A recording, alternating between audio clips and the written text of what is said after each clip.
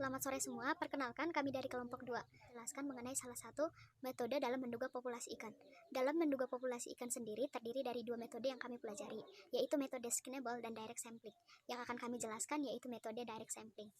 Anggota dari kelompok 2 sendiri terdiri dari yang pertama saya, Febriani Syanipar, Aisolihat, Ana Kamila Tunisa, Aflaha, Dani, Ihsan, Melda, Raffi, Nisa, Sepri, dan Reinhard.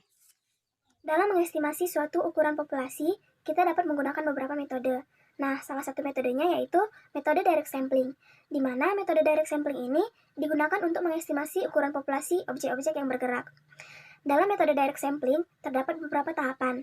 Nah, yang pertama itu, mengambil sampel secara acak berukuran T dari populasi yang diamati berukuran N.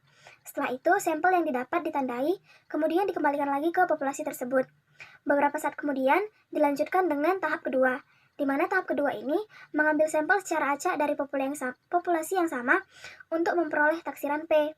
Nah, pada metode direct sampling ini, taksiran ukuran populasi yang diperoleh tersebut dapat dikatakan baik jika ukuran sampel pengambilan yang pertama dan yang kedua itu besar.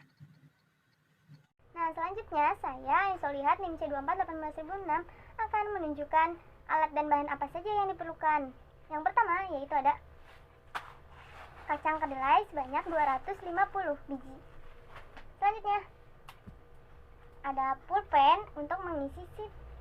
Selanjutnya ada gelas untuk mengocok kacang. Selanjutnya yaitu ada kalkulator untuk menghitung hasil sip. Ada wadah,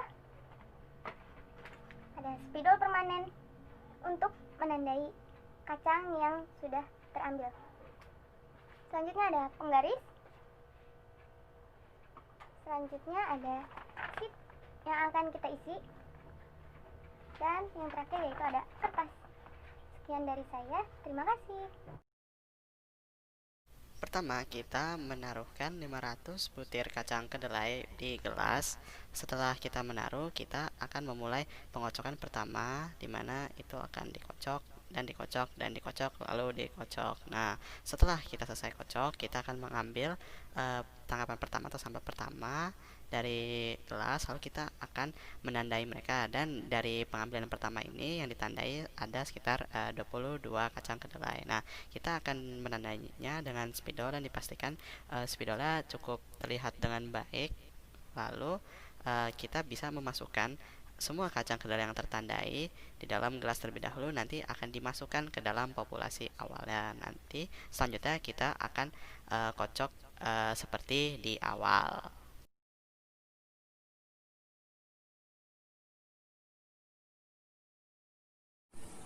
Oke, selanjutnya kita akan melakukan sampling menggunakan metode direct sampling. Ini sipnya. Lalu ini kacang kedelainya. Dengan aktual numbernya 21, jadi kacang kedelai yang sudah tandainya ada 21. Sampling pertama kita mulai, kita kocok dulu. Lalu kita ambil. Nah, kita hitung number of recapture beans-nya, yaitu jumlah sampel yang terambil, dan number of recapture beans mark. Dia kacang yang ditandainya ada berapa.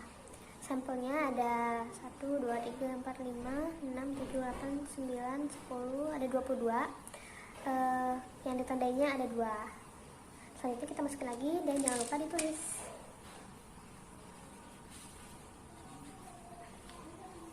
Untuk sampel yang kedua kita kocok lagi. Lalu kita ambil sampelnya. Nah, kita hitung lagi jumlah sampel yang dapat. 1, 2, 3, 4, 5. Ada 23.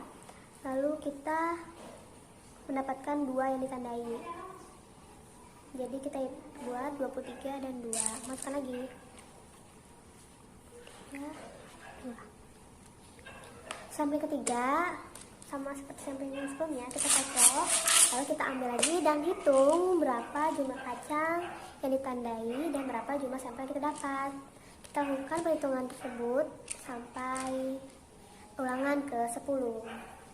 Perkenalkan, nama saya Ana Kamila Tunisa dari kelompok 2 Dinpop. Di sini saya akan jelasin cara perhitungan SE, yaitu rumusnya dalam metode direct sampling. Rumusnya yaitu SE sama dengan number of beans in your first capture dibagi average number of marked beans from recapture sample dibagi average number of bean from recapture sample.